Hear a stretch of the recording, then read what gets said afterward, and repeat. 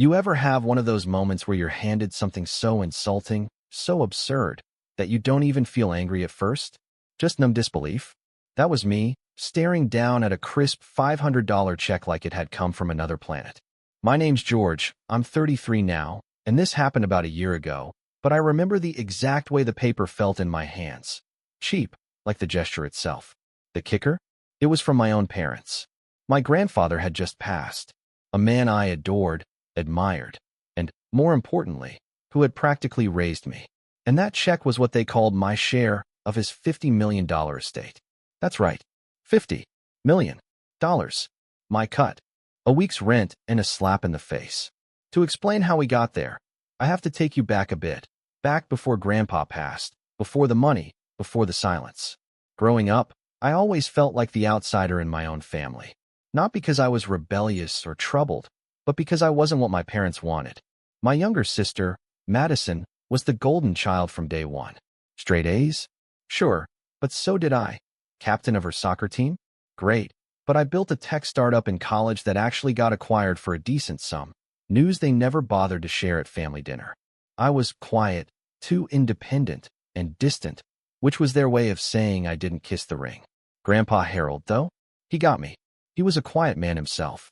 A sharp, no-nonsense kind of guy who had built a real estate empire from the ground up, starting with a single duplex and working day and night until his name was attached to half the city.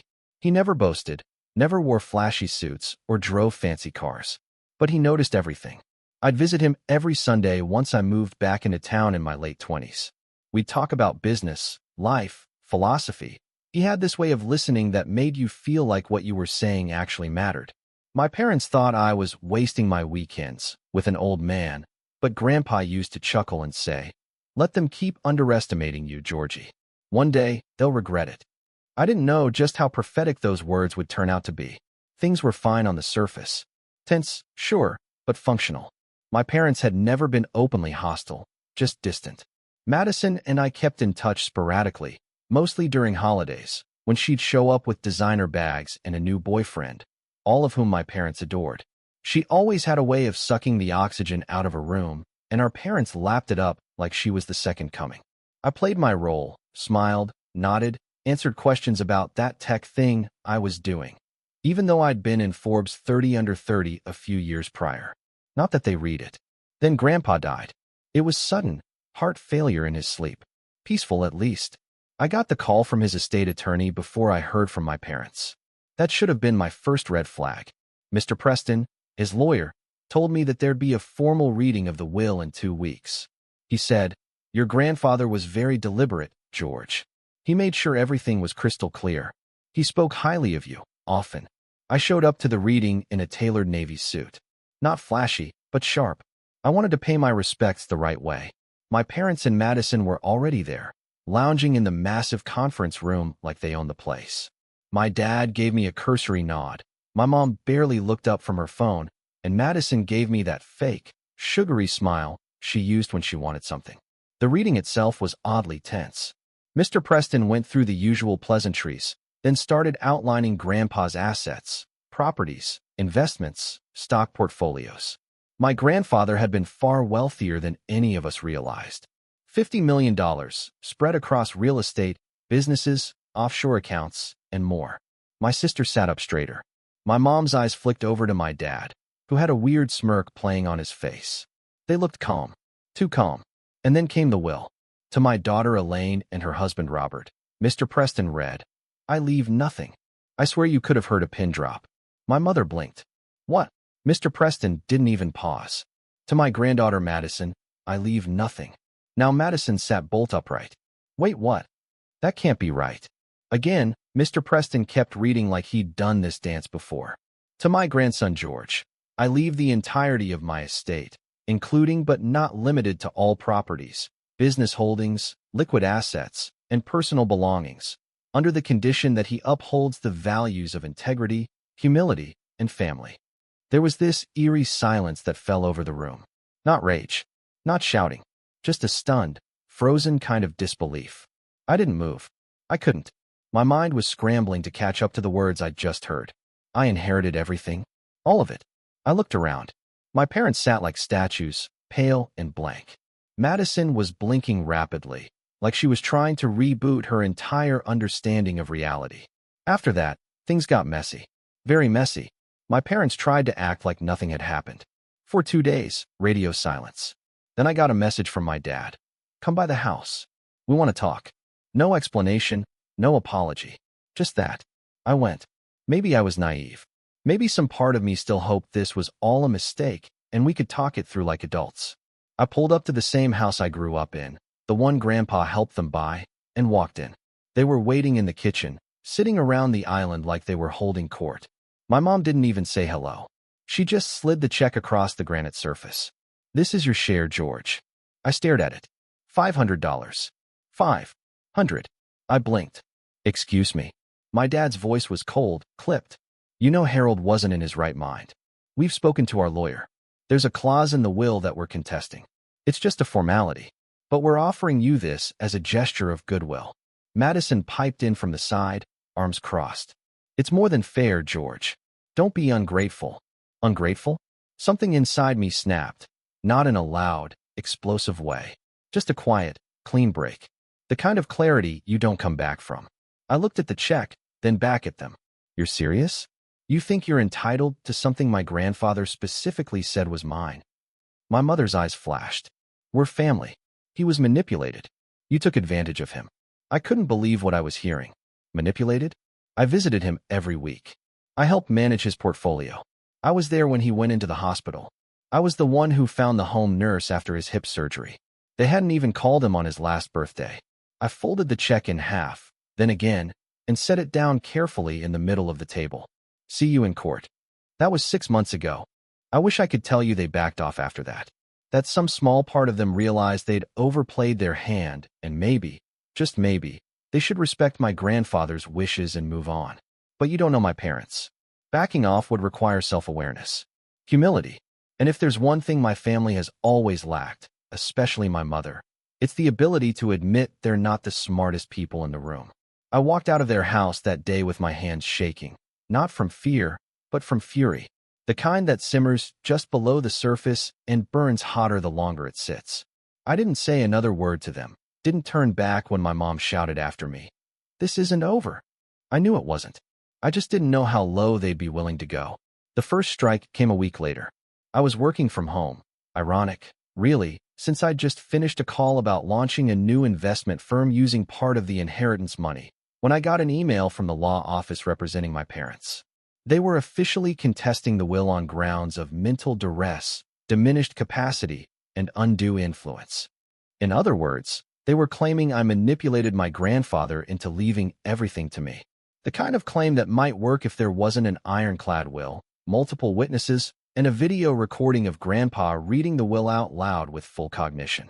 He was sharper than most 30-year-olds on the day he signed it. But facts didn't matter to them. Just delay, obstruction, and most of all, punishment. Because that's what this was. A punishment. Not just for inheriting the money, but for refusing to roll over when they offered me scraps. They weren't trying to win. They were trying to exhaust me. Emotionally, financially, legally. I told Mr. Preston to proceed with a formal defense. I wasn't backing down. Over the next few weeks, the gloves came off. It started with family friends, people I hadn't heard from in years, messaging me on Facebook, asking what was going on. Some were polite. Most weren't. I got messages like, "Hey George, your mom says you took advantage of your grandfather when he was sick. That true?" Or, "Your sister told us the will wasn't legit and you're trying to keep everything for yourself. Doesn't sound like you." And my personal favorite, "Wow, 50 million and you're not even giving your own family a penny? That's cold, man." They were planting seeds, poisoning the well, making me out to be some greedy, conniving opportunist who swooped in during Grandpa's last days like a vulture. Never mind the truth. Never mind the years I spent by his side while they were off vacationing in Aspen or wine tasting in Napa. I stopped responding, deleted Facebook, locked down my social media, changed my phone number. It felt like I was peeling away pieces of my life just to breathe. But it wasn't just social sabotage. No, that would be too easy. A month after the will reading, I found out my parents had approached one of Grandpa's former business partners, someone I'd been negotiating with to co-invest in a new real estate venture. They told him I was under investigation for fraud. Fraud. They handed him some documents that I can only describe as laughably fake. A printout of a fake email thread that looked like it was made in Microsoft Paint and a screenshot of a supposed bank transfer from one of Grandpa's accounts to mine. Both completely fabricated. The deal fell through. The partner backed out. Said he didn't want any drama. I couldn't blame him. Then Madison got involved in a way that shocked even me. She called me one afternoon. I almost didn't pick up, but curiosity got the better of me. "George," she said, her voice syrupy sweet. "I think we should talk." "About what?" I said flatly. "About all of this. The money. The family. We don't have to go to war over it." I let her talk.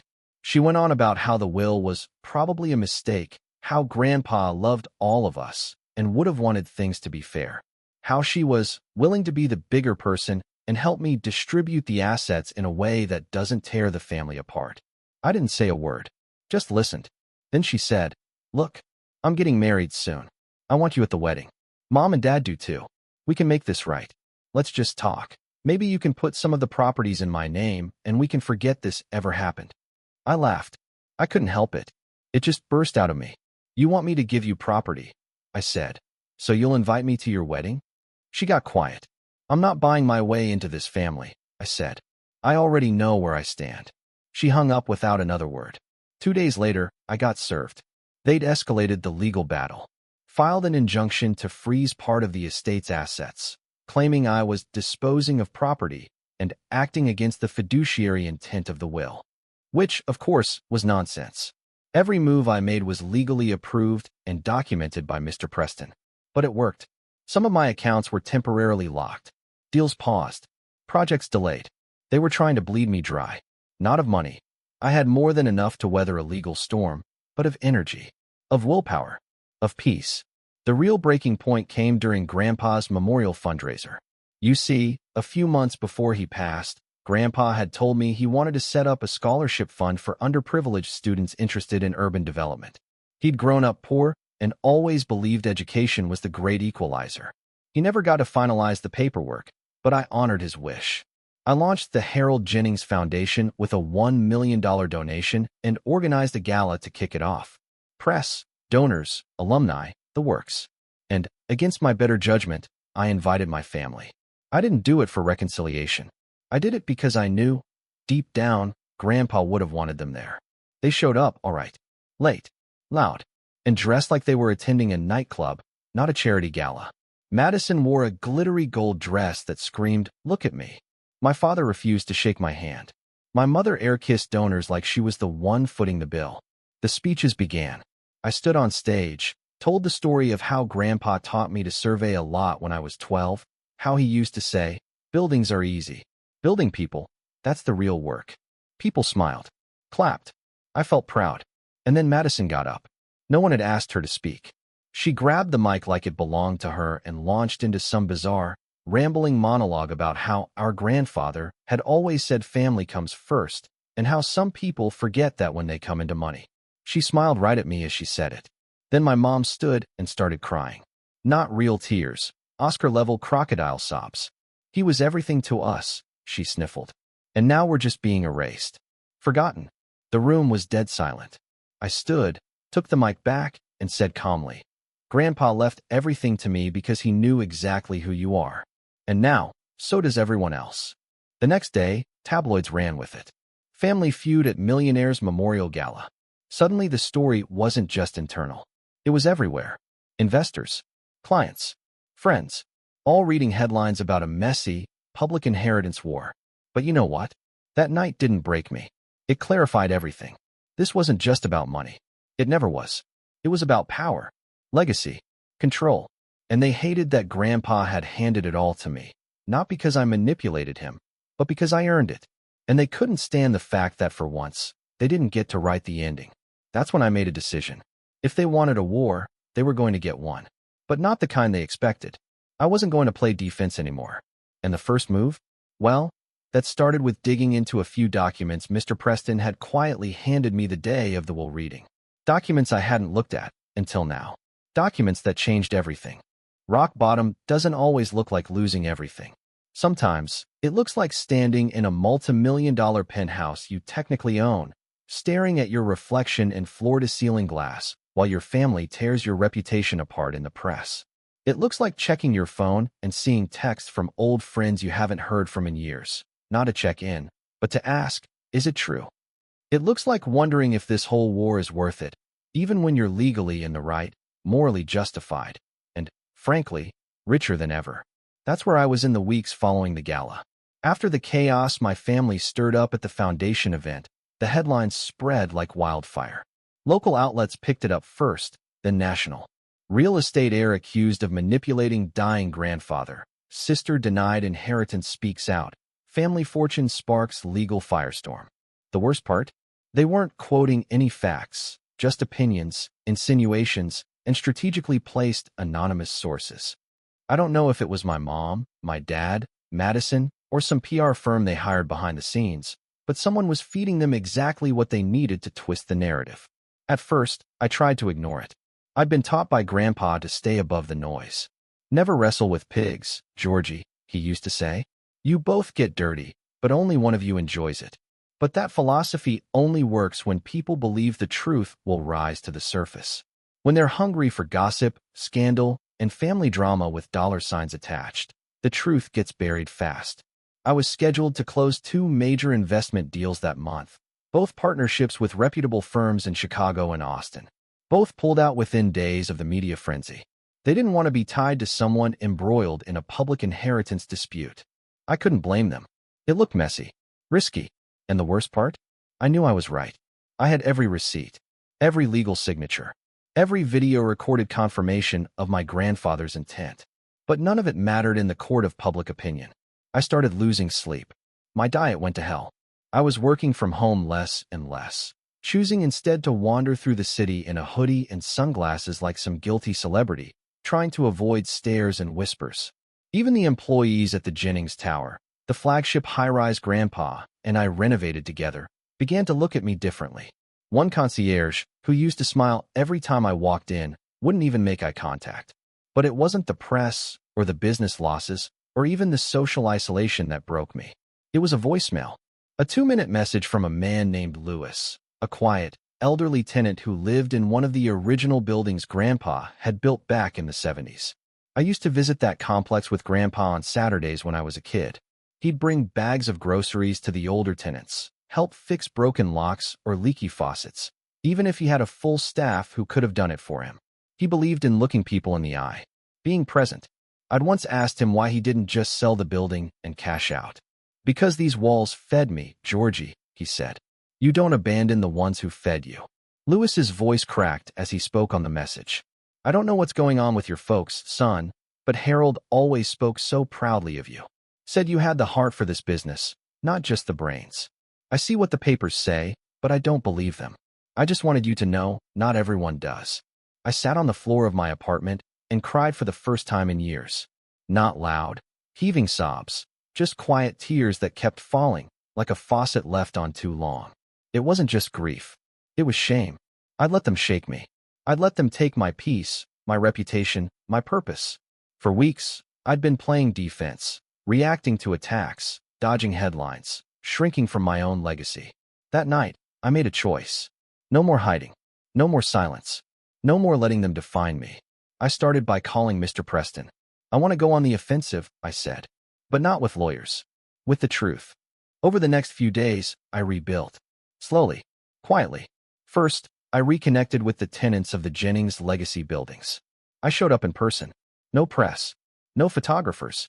Just me, dressed in jeans and a button-down, knocking on doors and asking how things were going. I brought groceries to some of the elderly residents, repaired a faulty gate that had been left untouched for weeks, and replaced a broken vending machine with a new one that offered drinks for free. Word traveled fast. People started smiling again. The concierge at Jennings Tower nodded at me for the first time in weeks. Then I launched the foundation's community wing early, months before we were scheduled. I donated another $500,000 anonymously to start after-school programs in 2 underserved neighborhoods. The media didn't pick it up. I didn't want them to. I wasn't doing it for headlines. I was doing it because it felt like Grandpa was watching. And then there were the documents Mr. Preston had given me, the ones I hadn't looked at until everything fell apart. Inside the thick envelope were handwritten letters, some addressed to me, some to Mr. Preston, and one, sealed in red wax, marked simply, "In case they fight." It was from Grandpa, dated 6 months before he died. The letter inside was short, less than a page, but it said everything. "George, if you're reading this, I'm sorry. I hope they'd let it go. But I know my daughter. I know Madison. And I know what money does to people who never earned it. You earned this. Not because you wanted it, but because you cared. Not just about me, but about the people behind the buildings. Use it wisely. But if they come for you, don't flinch. You have everything you need to win. H.J."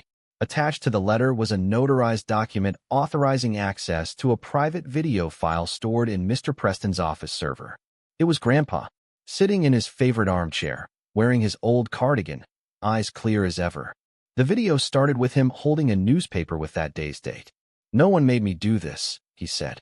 "My mind is sound, my heart is clear. I'm leaving everything to George because he's the only one who earned it. He's the only one who sat with me when my legs didn't work, who asked questions when the others asked for checks. He's the only one who understood this wasn't just about money. It was about building something that lasts." He paused, looked straight into the camera. "If they challenge this, George, you fight back. And you remind them who built this empire. Not for bloodlines. For legacy." That video changed everything.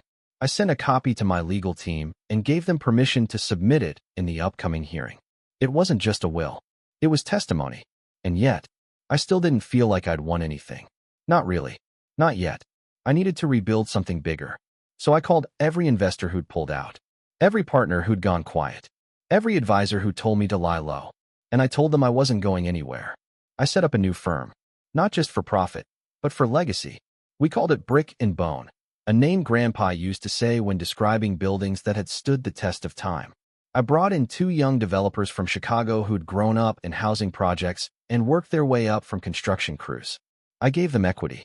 I started showing up to city council meetings again, advocating for mixed-income housing, sustainable renovation projects, and tenant-first policies. Not for attention, for impact. One night, as I was locking up the Brick and Bone office, I found a letter tucked under the door. It was from one of my former business professors. He'd seen the headlines, read the court filings, and wanted to offer his support. But more than that, he enclosed a copy of a recommendation letter Grandpa had written about me, unsolicited, back when I was applying to grad school. "He has the heart of a builder," the letter said, "and a spine made of stone. If you don't admit him, it'll be your loss, not his." For the first time in months, I smiled. Not because I'd won yet, but because I wasn't broken anymore. They thought they could corner me, shame me, bury me, but they forgot something critical. I was Harold Jennings' grandson, and I don't crumble. The court date was set, just a few weeks away. And what my parents didn't know? I had one more card to play, one more secret Grandpa left behind, something even Mr. Preston didn't know I'd found. And when I revealed it, everything would change. They always say revenge is best served cold, but I think that's wrong. Cold revenge is messy. It's hasty, impulsive, all emotion and no control. Real revenge, the kind that hits them where it hurts, the kind that leaves them stunned and speechless, takes planning, precision, patience. And patience I had in spades now. After rebuilding myself and Brick and Bone from the ashes of my family's smear campaign, I wasn't just standing again. I was stronger, wiser, calmer. The public storm was starting to quiet. The media attention had waned. Once people realized I wasn't the villain they'd been fed by press releases and drama-hungry gossip columns, they moved on to juicier scandals. I let the silence work in my favor. But I didn't forget. Not the check. Not the fake documents. Not the public ambush at the foundation gala. Not the betrayal of my own blood. So when the court date finally landed on the calendar, a Monday morning in late spring, I knew it was time to stop playing defense entirely. I was going to dismantle them. But not just with evidence. Not just with truth.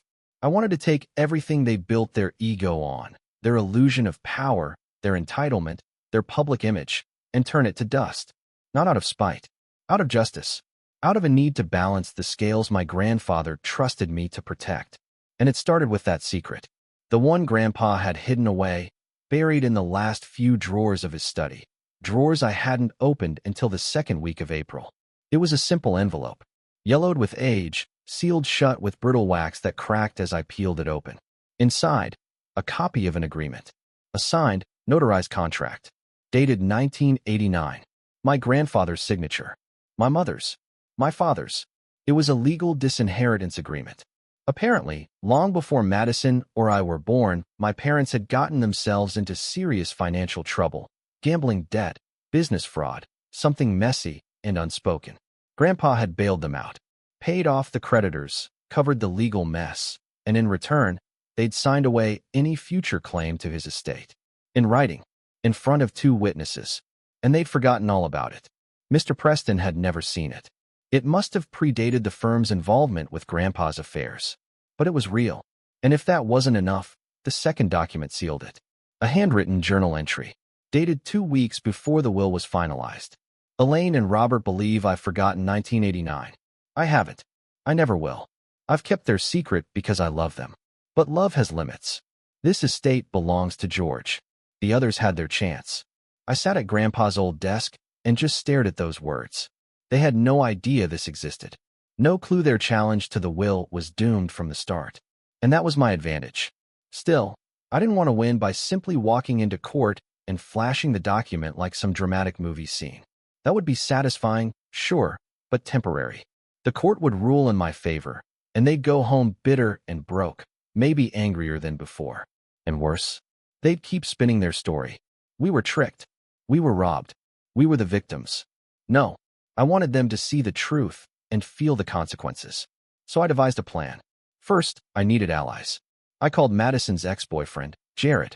We hadn't spoken in years, but I remembered he'd once pulled me aside at a family Christmas party and said, "Man, I don't know how you put up with them.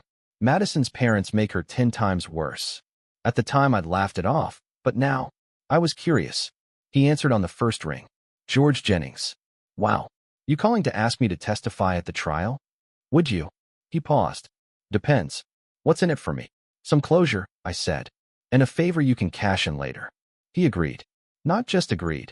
He unloaded years of suppressed frustration about how my family had treated him, how my mother had called him a stepping stone, how my father once told him to stay in his lane when he tried to help Madison build her failed online fashion brand. Apparently, they'd promised to back the business with family money, then blamed him when it tanked. He had receipts, emails, texts, one particularly damning voicemail from Madison mocking Grandpa's mental state while discussing how to split the estate before George gets greedy. She didn't even bother hiding it. Next, I reached out to an old friend from undergrad, Carla. She was now a partner at a rising PR firm that specialized in crisis management and narrative reclamation. I asked her to help me tell my story, not in a media frenzy, but in a controlled, deliberate way. She agreed on one condition. I let her see everything. I sent her the documents, the will, the video, the disinheritance contract, Jared's recordings, the voicemail from the tenant, Lewis. She called me back the next day and said, "George, this is a gold mine." Within a week, she had a plan. We'd launch a short docuseries online, 3 10-minute episodes. Not flashy, not dramatic, just facts. Footage of Grandpa speaking, testimony from tenants, screenshots of documents, Jared's clips, and me, just talking about what he meant to me, how this war wasn't about money, but about honoring his legacy. "Let the public see who you are," Carla said, "not who your parents say you are." The series would drop the day before the court hearing. Meanwhile, Mr. Preston prepared our legal case with the added firepower of the disinheritance agreement. He kept it quiet, sealed it, in fact, so we could present it at the perfect moment. I trusted him with everything now. He'd become more than Grandpa's lawyer. He was my ally. In the final week before trial, I made one more move. I visited Madison. She answered the door to her new apartment in a bathrobe, holding a green smoothie like it was a trophy. Her eyes narrowed. "Well, look who finally stopped hiding." I kept my hands in my pockets. "Calm. I'm giving you a chance to back down." She laughed. "That's adorable. You don't know everything, Maddie." "Neither do you," she said, slamming the door in my face. Fair enough. But she had no idea I wasn't there to warn her. I was there to watch her. Because behind me, parked on the street, was a black SUV with 2 film crew members from Carla's company. Discreet. Legal. Filming public spaces only.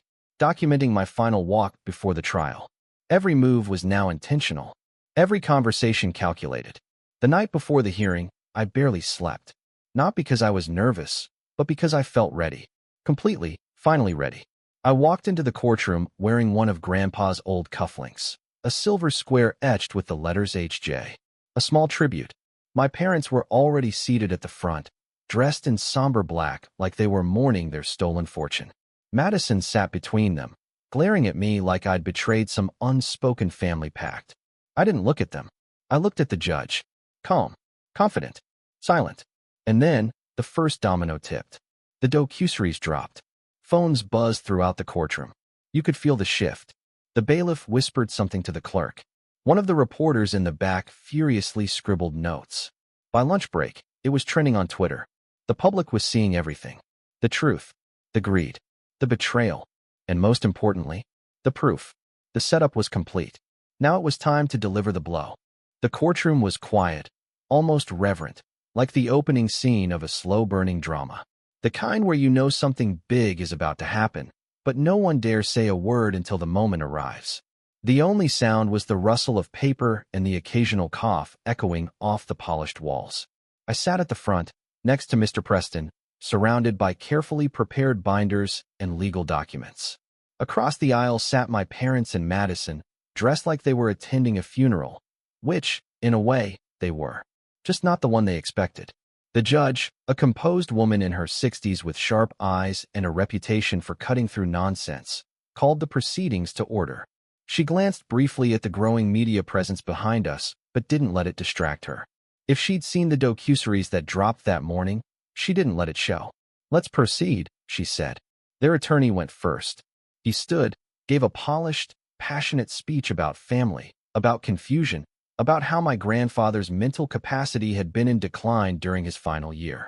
He called it a tragic misunderstanding and described the will as uncharacteristically lopsided. He brought up vague stories of Grandpa repeating himself, forgetting small things. He even had the nerve to imply that I'd somehow inserted myself into Grandpa's routine and isolated him from the rest of the family. I kept my face neutral, but my fingers tightened around the edge of the table. Then came their witnesses. First was my mother, taking the stand like a Broadway actress auditioning for a revival of Les Miserables. She dabbed her eyes with a tissue she clearly brought just for the occasion. "I loved my father," she began. "All I ever wanted was to honor his legacy. I never expected anything. But when I heard he left everything to George, I was shocked. We all were. It just didn't make sense. It wasn't who he was." She talked about my distance from the family, claimed I had isolated myself. She even said Grandpa would have been horrified to see what I'd done with the foundation money. That was the moment I saw the judge's eyebrow twitch. Next up was Madison. If Mom was the weeper, Madison was the ice queen. Cold, controlled, condescending. "I'm not here for money," she said. "I'm here because something doesn't feel right. My grandfather always told me I'd help lead the family legacy. He talked about me running the charitable side of his empire. This will, it's not just unfair. It's wrong." Their lawyer rested their side of the case there, confident. Then it was our turn. Mr. Preston stood slowly, adjusting his glasses. "Your Honor, we will be brief. Because the facts are clear." He introduced the official will, signed, witnessed, and notarized, with a statement from the attorney present during its creation. We submitted 3 years of medical records verifying Grandpa's cognitive strength up until the final month of his life. We had video footage of him attending public events, speaking clearly, articulating detailed ideas. But none of that was the real hammer. First, we called Jarrett. He walked up to the stand like he had been waiting his whole life for this moment. He didn't rant, didn't rage. He just spoke plainly about the pressure, the manipulation, the lies. He played the voicemail from Madison. I mean, he's old. George is probably convincing him to do something dramatic. But whatever. When it's all over, we'll fix it. Family money belongs to the family. The courtroom went silent. Then came the disinheritance agreement. Mr. Preston handed it to the judge in a sealed folder, explaining the 1989 financial cover-up. The judge raised her eyebrows slightly as she scanned the signatures, my parents' names, right there in ink. But the final nail? Grandpa's video. We wheeled in a monitor, and the court clerk hit play. There he was. Grandpa, cardigan and all, looking directly into the camera. Calm, clear, intentional. To my grandson George, I leave everything. Because I trust him. I believe in him. Because he earned it. Not through blood, but through loyalty. When the screen went black, the silence in the courtroom was deafening. The judge folded her hands and leaned forward. I've seen enough. She didn't even ask for closing arguments. In light of the overwhelming evidence, including video testimony, notarized agreements, and supporting witness accounts, this court finds that the will is valid and binding. The plaintiff's claims are rejected in full. All legal and financial authority remains with the defendant. Furthermore, I'm referring this matter for civil review regarding attempted estate fraud, slander, and the filing of knowingly false documents. I didn't smile. Not because I wasn't satisfied, but because I knew this wasn't the kind of victory you celebrate with cheers. This was the kind you sit with. The kind you breathe in slowly, feeling its weight settle in your chest after months of war. My parents sat frozen. My mother's face drained of color, her jaw slack. My father leaned back slowly, like someone had punched him in the gut, but he didn't want to show it. Madison just stared straight ahead, unblinking. The fallout began immediately. Reporters swarmed outside the courthouse. Carla's team released a final segment that night, the verdict. It tied everything together. The fake stories, the manipulation, the will, the judgment. Social media lit up with headlines like, "He inherited $50 million. They gave him a $500 check. Now they get nothing." Family tried to steal inheritance, forgot they were already disinherited. Grandson's quiet revenge wins in court. But I didn't talk to the press. I didn't gloat. I just got to work. I expanded the Harold Jennings Foundation. We opened a new headquarters downtown, a sleek glass building with a giant mural of Grandpa in the entryway. I added 5 full-time staff members to manage scholarships, housing grants, and youth mentorship programs. Brick and Bone took off like wildfire. With the cloud of scandal gone, investors returned. We secured a multi-city deal that made national news. I offered internships to kids from neighborhoods Grandpa once developed, kids who reminded me of the boy I used to be. And my family. They unraveled. The fraud review led to investigations into their other businesses. Turns out my father had been cooking books in one of his consulting firms, and the civil suit didn't help his image. Madison lost her influencer deals after the voicemail clip went viral. Brands didn't want to be associated with someone who joked about manipulating an old man. And my mother, well, she faded. No more garden club presidencies. No more glossy magazine features. At first, they tried to reach out. Emails. Letters. One voicemail from my dad, full of fake humility. "We just want to talk, George. We're still family. You've proven your point." But I didn't answer, because I had nothing left to prove. Months later, I got a package in the mail. No return address. Inside was the $500 check. The original one. The one they'd slid across the table like it was all I was worth. It had been torn in half. No note. Just the broken check. I sat there for a moment, staring at it. Then I picked it up, walked out to the back of my property, where I'd planted a small tree in Grandpa's memory, and buried it beneath the roots. A full circle. A closing chapter. And as the wind picked up through the trees, I thought about the last words he ever said to me, the week before he passed. Legacy's not about money, Georgie. It's about what they remember when you're gone. They'll remember him. And now, whether they like it or not, they'll remember me, too. They gave me $500 to disappear. I gave them the truth, and it cost them everything.